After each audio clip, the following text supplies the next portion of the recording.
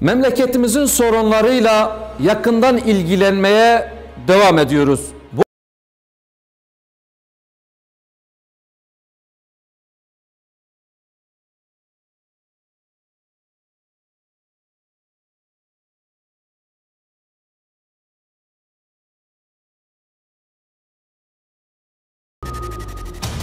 Kulp ilçemizde 2018 tarihinde ihale edilen ilçe otogarı hiç kullanılmadan yıkılarak yenisi başka bir yerde inşa edilmeye çalışılıyor. Bu ilçe otogarın bitiminden 3 yıl 4 ay sonra hiç kullanılmadan başka alanda inşa edilecek. Sebep olarak zemin etüdü kötü olduğu ve yerlerde göçükler olduğu söyleniyor. Bu ilçe otogarı inşa edilmeden önce mühendislerin kontrolünden geçmiyor mu? Ya da bir denetim mekanizması yok mu? Eğer bir denetim mekanizması yoksa özürleri kabahatlerinden de büyüktür. Kamu malında yetimin, öksüzün ve kimsesizlerin hakkı vardır. Bu hak hiçbir hatıra, hiçbir çıkara ve hiçbir gönüle kurban edilmemelidir. Bu israfın bir benzeri de Bağlar ilçemizde de yaşanmıştı. Bağlar Jiyan Semt Pazarı varken aynı mahallede tekrardan Bağlar Semt Pazarı kurulmuştu. Ve şu anda bu iki pazar da atıl durumdadır. Buradan yetkililere çağrımızı yineliyoruz.